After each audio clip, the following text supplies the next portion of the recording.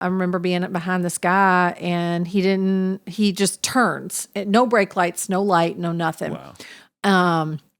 So I said, nice effing brake lights. To which then she made it a song. Effing brake lights, effing brake lights. And I was like,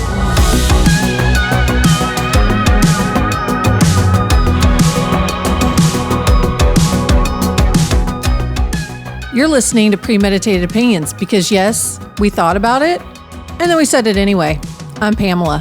And I'm Josh, and we are two people who somehow share a brain and decided to weaponize our brains with microphones. Each week, we unpack anything from politics and religion to carpool dread and everything in between. You know, it would really help us a lot if you followed us on Instagram and YouTube. Giving us a like and a follow is probably the best thing your thumbs will do today. We are not experts. We are just way too confident in our own opinions. With all that being said, let's get started. So if you notice, if you're on YouTube, I actually fixed my hair today with my hair. I love my hair flip. Yeah, she really does. I do. Because Josh took the kids to school today because he is literally waiting for our new iPhones to show up. Right. Signature required. Signature required, but come on. Yeah. He's like, yeah, the new iPhone, and he's super excited. But he called me on the way back to brag about the fact that the carpool line is no longer a thing. Like, as in, he literally told my daughter to tuck and roll this morning because it was moving so quickly. Yeah. And I'm like, well, because they listen to our podcast. I mean, obviously. Look, we're like a month and a half into this thing, and look at the influence we already have. Mm-hmm. Yeah. And look, we're already changing Change local policy. We are. Yeah. We're changing the flow of traffic. Right. Right. We have impacted our local community in such a remarkable way. Yeah. What else can we change? I mean, there's probably things. That annoy us that we could talk about. Oh, so much construction. Listen. Oh my God. Right. I have construction on 3 sides of my house right now. There are 3 of the major roads that are around us, of the 4 major roads, 3 of them have active construction on them right now. And I mean, okay, cool, and thank you. And also, can we do one at a time? Right. Like, can we do enough planning to where we aren't shutting down major thoroughfares all in one area? This summer was so bad. And I'm glad they do it during the summer because, you know, school traffic and all of that. Like, I get it. But yeah, my GPS was like, my GPS was like, figure it out. Right. Like, it was Best of luck. like, I can't, like, I'm telling you to go this way. You're saying you can't go that way. Go this other way. It's like, well, that way's blocked too. And it's just like, well, I guess you're just going to have to go around the city to wherever it is you need to be. Right. Yeah. And unfortunately, there's no end in sight. Like even the smaller projects, there's a street right over by my kid's school that has been torn up. I mean, for months, really. It actually started before the end of their last school year. Mm-hmm. And I just don't see it getting any better. I'm not trying to be critical, but what are y'all doing? Like literally, what are you doing? Okay. So last year there was a street that they were redoing an intersection because there's train tracks. So there's an intersection, there's train tracks, and then they were creating, like, I guess, a light on the other side. That construction project went on the entire school year last year. Man. Okay. It finally opened right before school started. And I was like, awesome, because it is a way for me to get quickly from one kid's school to the next. Yeah. Just in time for them to then do construction on a different part of the same street and block it again. Right. And I was like, son of a. Yeah. It is never ending. I appreciate the fact that infrastructure improvements are being made. Please keep doing that. I just am requesting a smidge more strategy around it. And if we could, I don't know, maybe let the public know when something is about to happen in a way that's effective. Not just Like, okay, I know that people are going to be like, well, but maybe they talk about it at council meetings. No one goes to that. No one's watching a city council meeting to know what construction schedules are. Like, if there's like, can we just, could it just be an email? Can they just email us out, be like, heads up? Can it literally just be Sharpie on paper that says, hey, this road's going to be like a freaking like yard sale sign? Right. That just says, hey, this road's going to be closed. Right. That costs none dollars. Right. Yeah. Yeah. See, once again, we're changing municipal policy. We are going to see in the near future, like a garage sale sign with garage sale scratched out, and there's going to be like construction starting. Yeah, but I'm hoping that, or maybe we need signs that say construction ending. Oh God, that would be amazing. Like, hey, this road that you used for years that's been closed for the last 10 months is opening soon. Like, that would be great. Yeah. It really will. So the other day, my husband was taking my son to school, and so my husband puts in the GPS because he's got to go like on the other side of the city. And so he puts the GPS in, and my son looks at it and he goes, is that how long you're going to be on the road? And he's like, yeah. He's like, yeah, that's my typical drive time. And he goes, that sucks. And he's like, yeah, it does. Now, mind you, my son is 8. Right. Okay. And we don't condone those words outside of the 4 walls of our home. Yes. So we have within the confines of our abode, we have words that you can use, but yeah, you don't use those words outside. I guess the car is an exception as well, it's an extension of the home. So I'm curious, like, when you were growing up. Oh, hell no. I probably couldn't even say, oh, hell no. Yeah. Yeah. Like, same. And I didn't grow up in a hyper religious, home, but, I guess when I was a teenager, I started to kind of push the boundaries a little bit, and my parents didn't push back too hard. But that was also, 16, 17, 18. Right, yeah. These have been rules for my kids since day one because one of my daughter's first words was the F word. Oh, no. And that's when I was like, okay, how do I want to tackle this as a millennial, zennial mom? I was like, yeah, we just keep those words at home. Yeah. And that's basically, and you can judge, listeners, you can judge my parenting all you want here, but we have a similar set of rules, and the language that I use with our kids is like, okay, these are okay sometimes words. We're going to call them sometimes words. Like, I don't want it to be the only thing ever coming out of your mouth, but also within the confines of our home, like, and context. Yeah, in context. Yeah. And in fact, there have been times where I've laughed so hard at my kid trying to use a grown-up word and using it incorrectly in a way that's so much funnier than it would have been if they had used it correctly. Like, they're trying it out a little bit, and the first few times it just doesn't really land, and it's so hilarious. Like, I love it. But, for me, growing up, I was in a similar situation as you. I was very restricted as far as what I could say. I was also restricted as far as what I could watch and things like that. Like, if TV shows and movies had too much vulgarity in them by the ever-changing standard of my parents, that was something that would get shut down. And so I grew up in an environment where I just had to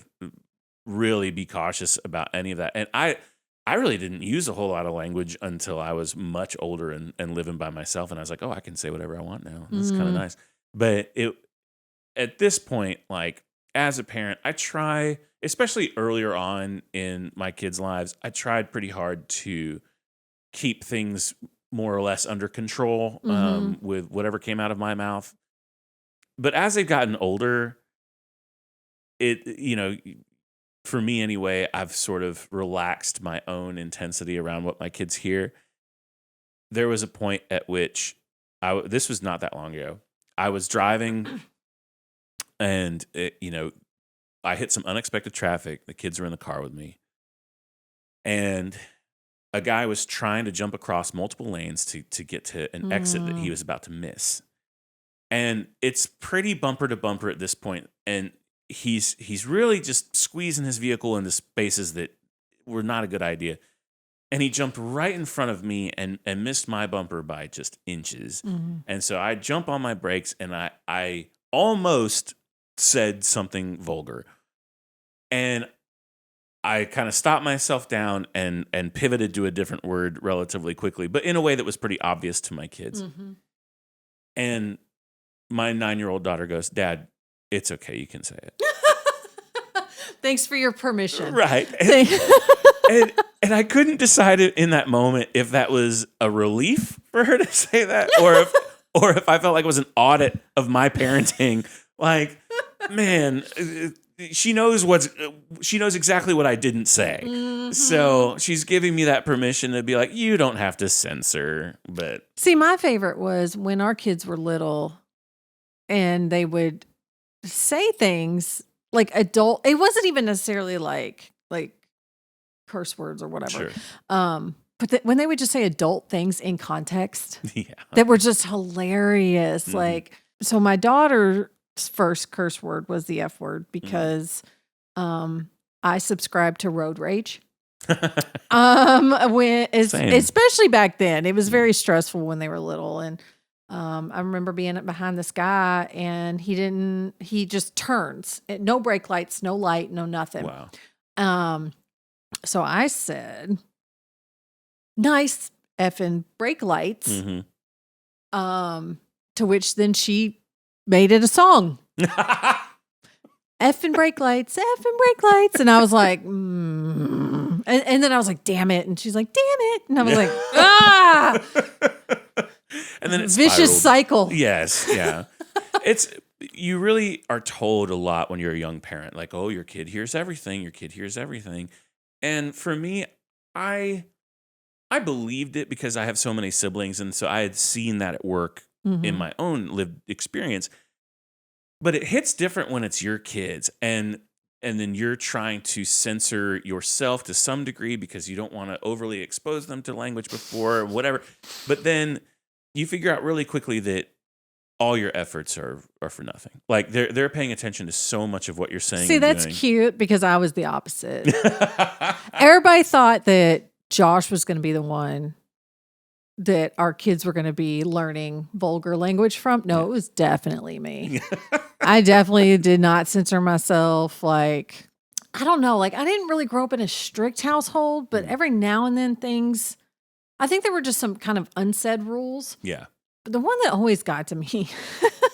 So we didn't have cable when I was growing up, but we had satellite. Okay. Now, our satellite though only had like 30 channels. Okay. And one of those channels was HBO. So I was exposed to HBO and its content very early. But then in like middle school, South Park came out. Oh, wow, yeah. And my parents absolutely would not let me watch South Park. And I'm sitting there going, I watched Milk Money when I was like 8. And now that I'm like a teenager, I can't watch South Park. Right. Yeah. That makes sense. But I mean, I did follow that rule. Because I would even go to friends' houses who could watch South Park. Yeah. And they knew I couldn't watch it, so we wouldn't watch it. Yeah, see, I had a different experience in that I would go to friends' houses. So mine, the show I really wanted to watch when I was a kid was The Simpsons. And that was flat outlawed at my house. Oh, like, no. I was not allowed. But I totally got into the humor of it. Like that style of humor, especially at that phase of my life, was of a huge appeal. So I would go over to friends' houses and watch, I mean, as much Simpsons as was on TV, because this is way before the days of streaming. And I loved getting to catch up on some of that stuff. I wonder if my parents know this, but they do now. Yeah, they're about to. One of the houses that I went to and could watch The Simpsons was actually my cousin's house. My dad's twin brother, and my dad's twin brother, my uncle, apparently just wasn't all that bothered by The Simpsons, and so I would watch it with my older cousin. Yeah, I mean, I grew up with The Simpsons. I always loved the Halloween episodes. Oh, yeah. But it was just so weird to me that like they drew the line at South Park. I was like, That's a weird line to draw. Yeah. Yeah. Well, I mean, thankfully we turned out brilliantly. like, all that censorship really made a difference. Yeah. Oh, man. But, what's fun, though, is now we get to make different decisions with our kids. And, there's some stuff that our kids are really into that I think is really funny. That's one of the great parts about being a parent in this generation is that the TV shows and movies that our kids are really into have stuff baked into it for the grown-ups. And so, like, my son right now is in this huge Teen Titans Go phase. And so I'll walk past the TV and catch just, like, a snippet of it, and it makes me laugh because it's clever humor. Yeah. Like that and Gravity Falls. And at least we know that their humor is going to be on point. Yes, exactly. Like, and if we've done nothing else. Yes. Yeah, we have made our kids funny. Yeah. Will they be able to nailed function? The dry humor. Right. Can they function in common society? I have no idea, but they're funny. And so that's endearing. And thankfully, both our two kids and y'all's two kids are both funny in they're all funny in their own ways. Absolutely. My daughter, though, it's interesting. She's very type A. She's a rule follower. She used to get on my case about my language. I would always be the one saying, it's okay. If you let one slip, if you, fall or whatever. And then she's like, Mom, can you just like not? Can you just like chill out? Yeah. Well, and I'm sure my son did similar things to me. I have vague memories of that in the times where he was much younger, and I would say something a little more colorful. He would be like, Dad, that's not appropriate. I'd be like, shut up. You're grounded. You don't tell me what to do. You shut your mouth.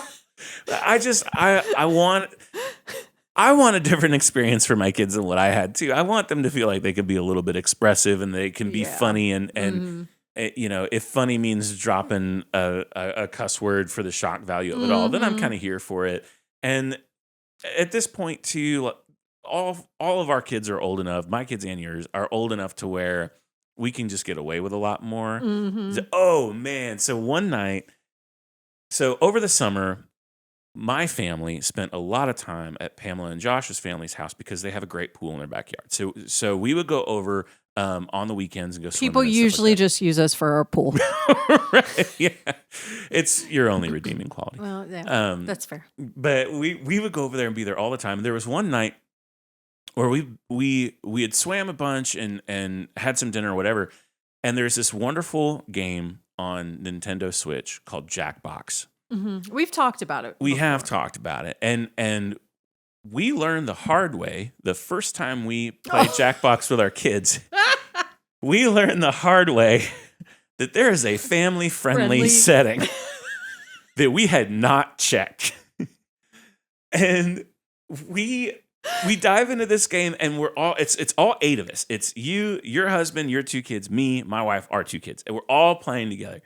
And I'm not going to say what the prompt was. I remember what it was. Oh, but here's the thing, too, is that everybody gets a different prompt, and you don't know yes. what everyone's prompt is. Yes. Okay. So it's kind of one of these, like, you don't know what the kids are seeing. Yeah. So for the uninitiated, for those who haven't played Jackbox and who didn't catch us talking about it on a previous episode, the premise of the game is it runs off the Nintendo Switch, but all the players of the game use personal devices to play the game. So you use your iPad or cell phone as your device to play, and it gives you text prompts, and you use your device to answer these text prompts. And it's really, really funny. It's really entertaining. It's a wonderful group game, and we had a blast playing it with the kids. But that very first time out of the gate, we got to one prompt, and a lot of the kids had already seen that prompt pop up on their devices, but they didn't know what it meant. And so it was an inappropriate, very adult-centered prompt. And thank God none of our kids knew what it was. But we are doing something right. Right. We have gotten that thing right. Yeah, we did verify that they had not had exposure to some things I really don't want them to have exposure to yet. But it was a really funny moment. And when we all figured out that the kids had seen this prompt before we even knew about it, we then immediately paused the game and dove into the settings and found the family-friendly setting and engaged it. And because, like, we just didn't know. I didn't know. We Oh didn't no, know. nobody knew. I didn't. I mean, Yeah. we played it many times before. I Yeah. didn't know that there was a certain setting.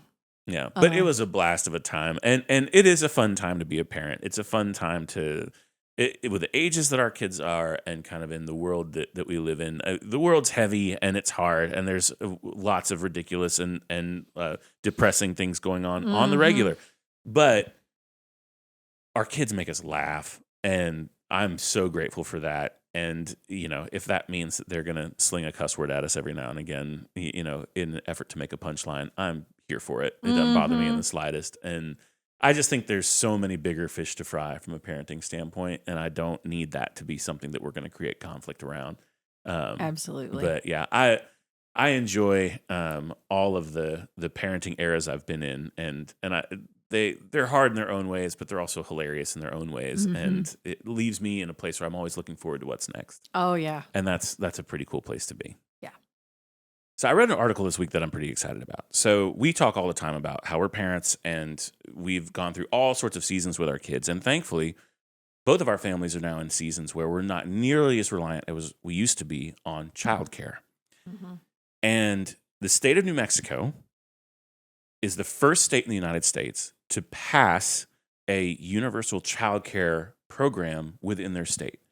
They already had subsidized childcare available for families under a certain income level. But now they've just decided to expand the program and make it free for all families. And man, do I wish that had existed when my kids were young. I mean, that's. I mean, it's 2025, right? And we are just now at this point. Right. It's brilliant. Yes. And I hope that it is successful and becomes adopted throughout. Absolutely. But yeah, it's kind of ridiculous that it's only one state is really kind of doing this, but go on. I love that there's more and more states that are turning their attention towards what the needs of their actual population is. They are taking it upon themselves to do more for those families, including the state of Minnesota. They're offering free lunches, breakfast and lunch, I believe, for every kid that attends a Minnesota public school. That's genius. That's a wonderful use of tax dollars. Yes. And for New Mexico to be setting an example like this, they're definitely going to figure some things out the hard way. I'm sure that this isn't going to be a perfect rollout, especially because they're wanting to roll this out on November 1st of this year, which is quick. Yes. But it looks like, based on the article that's in front of me, it looks like that they're leveraging their existing program that was taking care of families under a certain income level, and they're just expanding it all the way up. So this is pretty encouraging, and I'm a tiny bit jealous. But right. Oh my gosh, the amount of money that we spent. So yeah, even in Kentucky, which isn't a major market, one of the reasons why our children are 4 years apart, and I even wanted to stretch it to 5 years apart because I really wanted to not have to pay dual childcare. Yeah. Because infants are ridiculously expensive. And then you have a second child, and what used to crack me up, they'd be like, oh yeah, second child, you get 10% off. And I'm like, okay, I save $100 a month, but I'm paying more than my mortgage for childcare. So it's I have a mortgage payment. I have a second mortgage payment. We have 2 full-time parents, income. And it was tight. It was tight for a long time. I mean, it was, I don't see how people could do it. And I would have probably loved to have had a few more kids, but honestly, it was the childcare. And I never really understood that. I always remember thinking everybody's like, oh, kids are so expensive. Kids are so expensive. And then I'm like, we had them. And I'm like, well, diapers really, they're not that bad. Yeah. I was lucky or fortunate enough to be able to breastfeed for several months before we did the formula thing. Formula is not cheap. But at the same time, I'm still kind of thinking okay, it was the childcare. Yes. The childcare is what does you in. And the fact that it has never been subsidized. Right. And I really honestly have never understood how single parents do it. Oh man, I have said that a million times. Yes. I don't. I mean, especially if you don't have family or any of that, I don't understand. I don't understand how they've made it. Yeah. And then to layer on top of that, the economy, and then this whole pull yourself up by your bootstraps mentality. And I'm just like, it just must be nice to not ever have to worry about those things. But I'm really, really glad that they are doing something that is really, really going to benefit, honestly, society as a whole. Yes.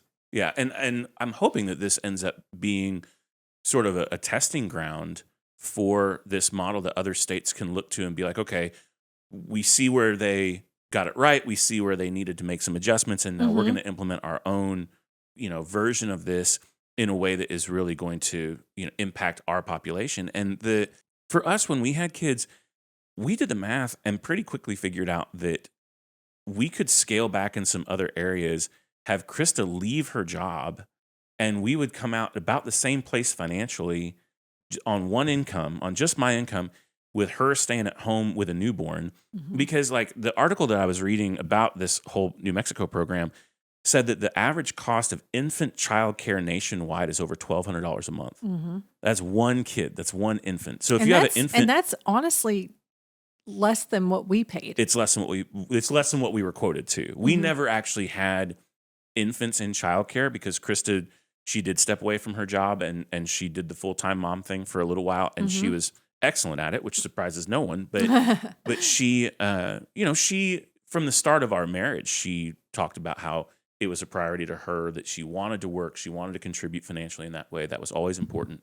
And so for her to step away was a little bit of a culture shift for us. But the math just worked out to where it was like, why would we shell out a huge percentage of your income to childcare when you can be home and we're not spending that money, and we can guarantee that the level of care our kid is getting is up to scratch. Yeah.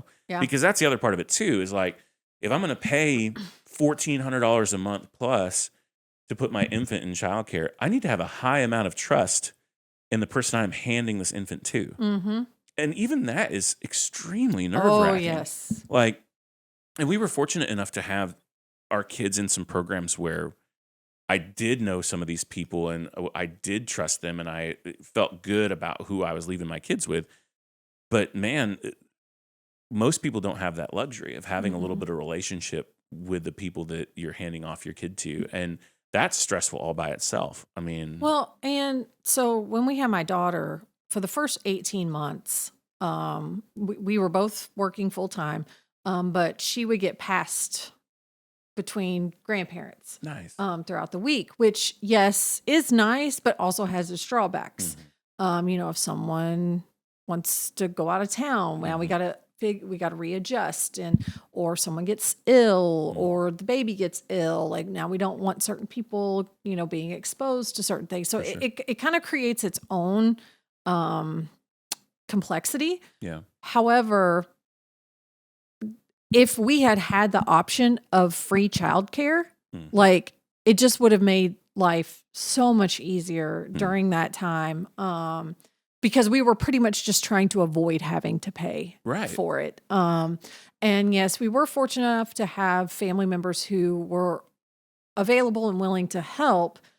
But once we got the children into daycare, and it created that routine and that habit, like, things were just so much smoother after that. And it gave me an opportunity because I had a job where we would get Friday afternoons off. Nice. So we had longer days, Monday through Thursday, and then we were out by noon. And I was able to do what I wanted for a couple of hours, which is a working parent. Oh, that's a godsend. Yes. Yeah. I would kind of end up spending that time doing, errands and grocery, but there were times it's like, you know what? No, I'm going to get like a manicure, pedicure. I'm doing some self-care, during that time. But we were paying handsomely for that. And it also didn't make sense for me to pick the kids up early because we were still paying for that time. Right. If it's not changing what you're paying, then why pick them up? Exactly. So really up until just a few years ago, we had our kids in some after school care on and off. So thankfully, we live in a school district that offers a very simple and pretty well done after school care program. And so our kids were in that really up until, let's see, the end of my oldest. He would have been, when he finished 4th grade is when we stopped, because they had gotten old enough to the point where, they could be home for a little bit on their own. It wasn't a huge deal anymore. And we've also got the advantage, both of our families really have the advantage of having pretty mature older kids. And so them being by themselves for some stretch of time is not that big of a deal. So even the after school program, it was really affordable, but we were still paying about $700 a month for both of them to be in it, which is not all that bad. And yet that's higher than my first 3 car payments. Oh yeah. I remember when my daughter got into kindergarten, it was literally a pay raise. Yeah, exactly. It was like, whoa, we could buy a car. Right. We could buy 3 cars. And then once my son was out, I was like, wow. It was all that money. And to look back, and if we had this universal childcare,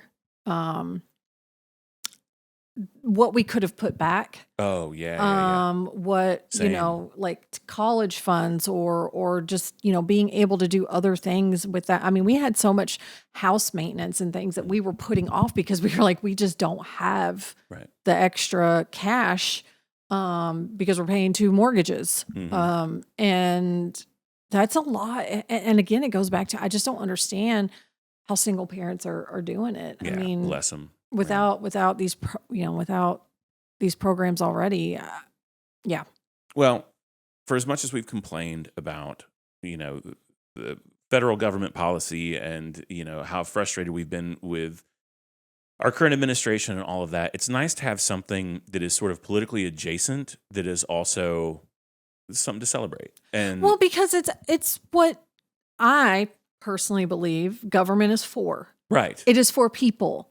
It is to help people. Like, I am more than happy for my tax dollars to pay for students to eat. Oh, 1 to million pay percent, yes. for childcare, so that way parents can go to work and do what they need to do. Like, I'm okay with my tax dollars going to that. I am not okay with tax dollars going to a lot of things Right. that it is going toward right now. Yeah, like potentially another foreign war. But I'm 100% with you. If my taxes need to go up $10 a year or $20 a year, and that's feeding hundreds of thousands of kids that might otherwise not be fed, then take my money. Like, I just, and it's not like I have a lot of money sitting around to spare, but yes, I will contribute to that program because you can't educate a hungry person, for starters. Yes, I feel very strongly about this because last year and earlier this year, I volunteered with an organization here in North Texas where all I did was deliver snacks to schools who had underserved students. And as I did it, like, originally I just kind of volunteered, and then the more I kind of got to know these people that I would see on like a weekly basis or every other week, and I would, the counselors are who I would give these to. And essentially, whenever they had students that were like sent to the office or who were just causing problems, like, these snacks just went, because most of these kids were just hungry. Right. Which made them hangry, which I absolutely identify with. Same. But I was like, that makes a lot of sense. And we would send home, or they would send home these students home with meals for the weekends, so that way they would have food. And this was all a nonprofit organization. And there were times even that the community would get together and do GoFundMes to pay off students' lunch debt. And I'm like, great. Yes. Awesome. Like, yes, like, but this is like, why are individuals in private organizations taking on this burden and this responsibility when like, this is a drop in the bucket of the federal budget? Yeah. Like, this is what I feel government is for helping people making sure people are fed, that their basic needs are taken care of, not legislating our bodies and coming up with just ridiculous bills and legislation to force the 10 Commandments in classrooms. Like, Right. like none of this makes sense. Right. I'd love to know what they're spending on getting the 10 Commandments in each classroom. They could, I'm sorry, I'm passionate. They could take that money and feed these children. Right. Yeah. What if we just fed them? You know what Jesus did? He fed people. Yeah. So I a huge tip of the hat to the state of New Mexico for just being willing to be a guinea pig.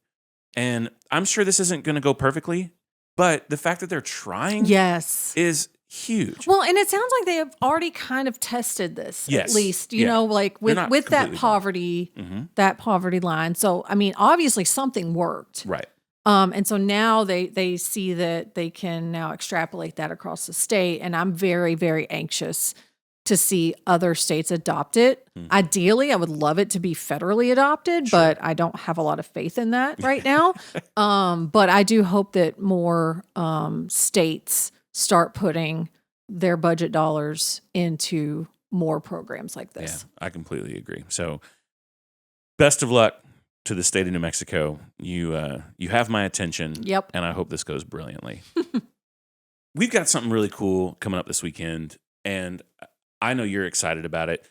Tell us what is happening in Dallas in September this weekend. So this weekend in Dallas is the Pride Parade. Yeah. So, and I did not know how much I loved Pride until I actually went to my first event. And I'll be honest, I was not far removed from, the Baptist church and evangelical Christianity. And so to me, I was very much in the camp of, I'm not judging like LGBTQ or these lifestyles or anything. But to me, it was just a community that was theirs. And like, I didn't need to participate in because that like, I would. Yeah. But I just, to me, it was just their community and all of that. And, so yeah, I'm very much looking forward to it. We've got our shirts. I've got my earrings. And I'm excited. Both you and I spent some time in pretty conservative evangelical circles, and we're pretty removed from anything Pride related. What was the turning point for you where you were like, oh, this is something I want to engage with? Absolutely. Jen Hatmaker. She keeps turning up. She does. She does. So she had brought onto her podcast a lady named Sarah Cunningham. You can go back and listen. It should still be available. But she had a similar upbringing where, her family, they were evangelical Christians. They raised their family in evangelical Christianity. And then her son came out as gay. And she admits she did not handle it well. And they struggled and she tells her whole story. But in the end, she learned to accept that is who he was. And so she created an organization called Free Mom Hugs. Right. For those of you who are not watching on YouTube, Pamela is wearing a Free Mom Hugs t-shirt. Yes. So in 2018, I decided that I was going to go to the Pride Parade in Louisville. And I had no idea what to expect. But I was like, you know what? I want to do this because I was inspired by Sarah's story and this organization. And there was like a group. So I did manage to find a group on Facebook it wasn't a part of the Sarah's organization. It was just kind of a, hey, we're going to get together and do this. So I got the shirt and I went down there and I met up with the group and, oh my God, it was so much fun. Like it was so much fun. Everyone was just so joyful Yeah. and excited, and it was loud, and it was music. I mean, it was a parade, and it was colorful, and just, we're standing there on the sidelines with our free mom hug shirts, and I'll say I walked away with so much more glitter than I showed up with, and a roller coaster of emotions. Yes, everyone there was just, celebrating, and it was a blast. But I cannot tell you how many kids, teenagers, college students, adults came up to me hugging. Like, they would find me. They would come and target. Like, I was like, and I'm the type of person, listen, I'm not a hugger. Okay. So this was kind of a big deal for me. Yeah. I'm not super affectionate. I'm not a hugger, but I tell you, when I made eye contact with these people, I'm like, bring it in. And they would share their stories of, like, I haven't talked to my mom in 20 years. Like, as soon as I came out, like, I was shunned. I've been homeless since I was a kid, and all of these stories. And it's heartbreaking. And I mean, these people are just crying. Yeah. I mean, I had probably just as many tears as I did specks of glitter. Like, it was just so heartbreaking and emotional. And again, this goes back to the whole, like, these are people. Yeah. These are human beings. Like, I just don't understand. I don't understand the hate.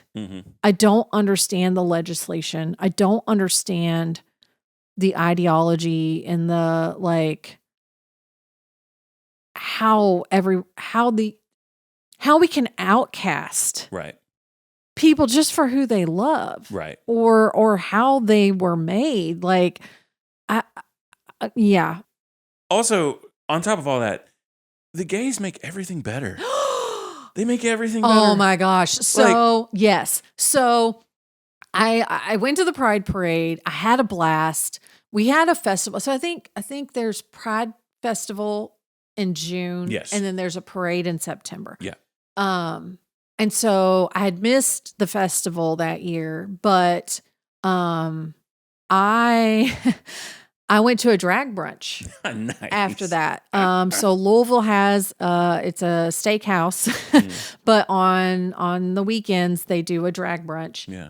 Oh my God. Yeah. It is so much fun. And now I'll admit I was intimidated, mainly because I was like, am I going to, like, be in the spotlight? Like, am I going to get picked on? Am I, no, because I wasn't an older white gentleman. Right. Man, they target older white gentlemen, but they were loving it. Yeah. It was so much fun. And I don't understand, like, when people start talking against Pride and all these, I'm like, you have never been to a drag show, have you? No. Because I don't know anything more fun. Yeah. I mean, it's adult entertainment. The humor is amazing. Yeah. And so one of the favorite things that my husband and I like to do, when we have a babysitter, we don't have the kids, we'll go to a gay bar. Yeah. Gay bars are amazing because people are going to leave you alone. Yeah. The music is amazing. Yeah. Like, you go out and you just dance and you just have fun, and, like, everybody's just joyful and in a good mood. And, we've been to S4 where they have the Rose Room with the drag show, like, in the evening. And it's just so funny. And it is the one place I am not uncomfortable. Right. Yeah. I mean, I've been to bars and pubs and things back home, and I'm like, you get rubbed up on and touched and flirted with and all of these things that I am so much more uncomfortable in that situation than I have ever been in a gay bar. And I love it. It's a lot of fun. So coming up this weekend is the Dallas Pride Parade, and my wife drives a Jeep. and that is a beloved vehicle among the LGBT community. And we have some dear friends I'm going to shamelessly plug. So my friends Justin and Patrick started an organization several years ago called LGBT Outdoors. And the whole premise behind it is the outdoor spaces in many ways have been co-opted by sort of a hyper-conservative, hyper-masculine archetype. And it's hard for people within that LGBTQ plus community to feel comfortable getting back out into those spaces because you never really know what you're going to end up running into and where you're going to be welcome and where you're not. And so Justin and Patrick both have a passion for the outdoors. They're both hunters. They're both, experienced in all sorts of different activities. And so they decided to start this organization, and it has been really transformative within that community. And they've gotten tons of awesome attention. That's awesome. And they do these trips that I'm annoyed that I can't go on. I am in fact a straight man, and therefore I am not they're not for me. But at the same time, I love that they're happening because like they just got back from Alaska and the photos I saw are unbelievable. And so they are using my wife's Jeep to tow a trailer as a float in the parade. So they're decorating this trailer and they've got a whole bunch of stuff they're planning on setting up, and they wanted to use her Jeep. And so my wife, the moment she heard about this, was like, absolutely. And so, and a little sidebar, my wife at any given point has like 9 gay boyfriends. Like she loves a gay boyfriend. Oh, I want a gay bestie. Oh man, I'm sure that you could borrow one of hers. Oh my gosh, they are just fabulous. Yeah. But Justin and Patrick are dear, dear friends of ours. We actually sang in their wedding. And they were one of the first same-sex couples that I knew who got married after it became federally legal. But I've known them for years and years and years, and they're both like brothers to me. And in fact, they would be really wonderful podcast guests now that I'm sitting here thinking about it. We need to add them to the list. But they're excited to be out there and celebrating. Krista's extremely excited to be out there and be helpful. And yeah, unfortunately, I personally can't make it because of some other professional commitments, but I'm missing really out. I'm 100% missing out. You are so you are going to have all the FOMO. I am. Yeah. And I'm sorry. And it's okay. It's my own fault. I decided to go and make money instead of be out there. I know it's a lame reason, but I'm really excited for all that to happen. And really, like my own path out of a lot of the more evangelical perspective of the LGBTQ community, it followed in some ways a similar trajectory to yours in that I had to be sort of exposed to that community. And then once I was actually around a lot of the non-hetero people, I was like, oh my God, y'all are awesome. Yes. Like I love all of you. This is so great. Like, and which is why like I struggle so much. Like, this should not be a political conversation. Sure. I don't feel like it's a political conversation. Like we're able to talk about it outside, but there's nothing here that needs to be legislated. Right. They are not hurting anyone. Like they're helping and my loads thing of people. Is like for the people who just don't, I'm like, just go. Go to a drag brunch. They will leave you alone. Like they can tell. But just go and have fun and realize like you are afraid when it comes down to it. You are afraid of something you just don't understand that you have been told is something that it's not. Yeah. Well, and the church is really good at that too. The church specifically is really good at making something all about sex and then making you feel bad for that. They demonize it. Yeah. And I just don't. It's very frustrating when I start to think about how wrong I had it for so many years. And when I look at the amount of gay boyfriends I've missed out on. Yeah. I am certain that you had plenty of opportunities, and I'm certain that Krista will let you borrow a couple of hers. But it's fun to be on the other side of that. It's fun to be able to come along and alongside and support that community, and to be a straight ally, which I am. And I'm almost to a point where like if you haven't been to an event, if you don't have friends in the community, if you haven't explored it or looked outside of what you've been told, I kind of don't want to hear your opinion on any sort of political legislation around it, because you are damaging wonderful people for no reason whatsoever. Yeah. So what are you going to wear to the parade on Saturday? I'm so excited. Okay, so I got my earrings. Yeah. I've got a rainbow colored shirt. I'm gonna have my jean shorts. I've got rainbow colored fishnets. And my knee high Chuck Taylors. Oh, nice. Yeah. Yeah. And then my daughter ordered a tie-dye shirt with a butterfly because that's appropriate. And yeah, like they're looking forward to it. Yeah. Like this is the first event like this that we will be bringing the kids along to. Nice. Or along with us. And they're looking forward to it. I'm looking forward to it. I am anticipating questions. Oh yeah. And I'm here for it. Yeah. Like I want them to not be afraid of this community, or I want them to experience it and come up with their own opinions. Because when I think about my kids and I think about the LGBTQ community, I think back to when I was their age and what exposure did I have to that community? And honestly, a lot of it was TV. Yeah. And I just remember RuPaul. Yeah.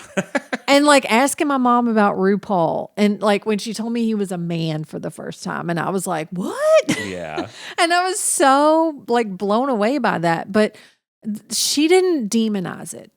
The Birdcage. Oh, I love that movie. Amazing. So much. I still take Pirin tablets from that movie. And my parents loved that movie. Yeah. Like it was never demonized. Yeah. It's a great movie. And it's just so wild because I didn't start to kind of question that community until I got older and was actually going to church, to where I was like, wait a minute, like in the whole talk of sin and things kind of going on around that, I still, even then, had trouble reconciling a lot of that thought process and that kind of legalistic demonizing of that community, because I'm like, it's so counterintuitive to the teaching of Jesus in Christianity and in the New Testament. I just could never reconcile outcasting.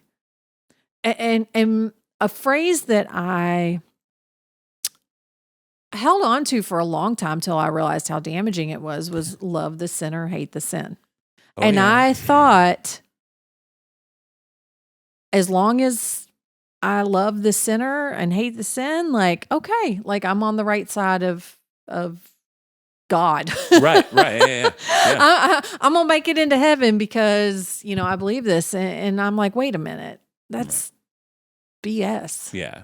Yeah. And especially when you're talking about, like, in that phrase, what you're doing is you're saying the sin is this fundamental part of who you are. And what people can't reconcile in a lot of ways is like you can't separate who someone loves from who they are fundamentally, and the picking and choosing of the sin, like the hypocrisy of it. Like, I understand that some people don't like it, they don't agree with it.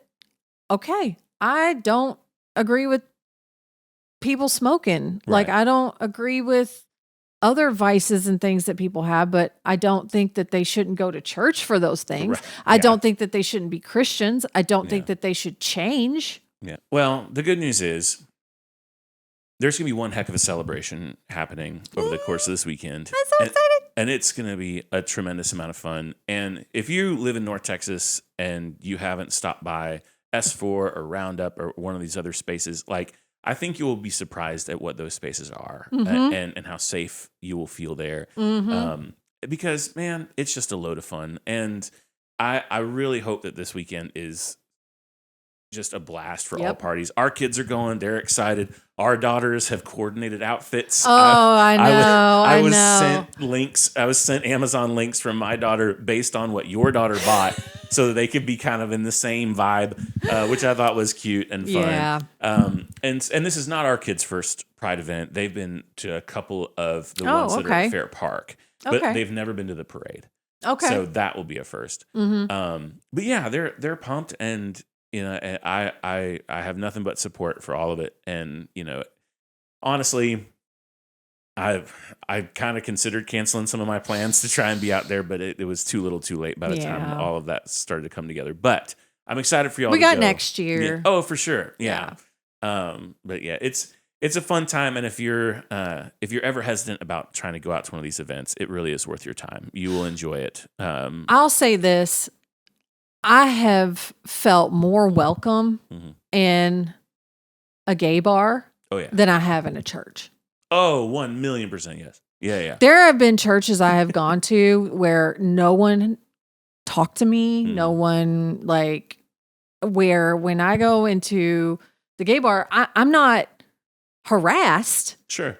But I mean, people are just having a good time and they're just joyful and they're and they're hilarious. Yes. Oh my God, the humor. Yeah. Oh, I live for the humor. Yeah. I live. It's a lot of fun. But anyhow, we're excited for Dallas Pride this weekend. It's going to be a real blast. And it's something that if you didn't attend, if you're listening to this and you didn't attend, then you should feel some FOMO because you missed out. So, yeah.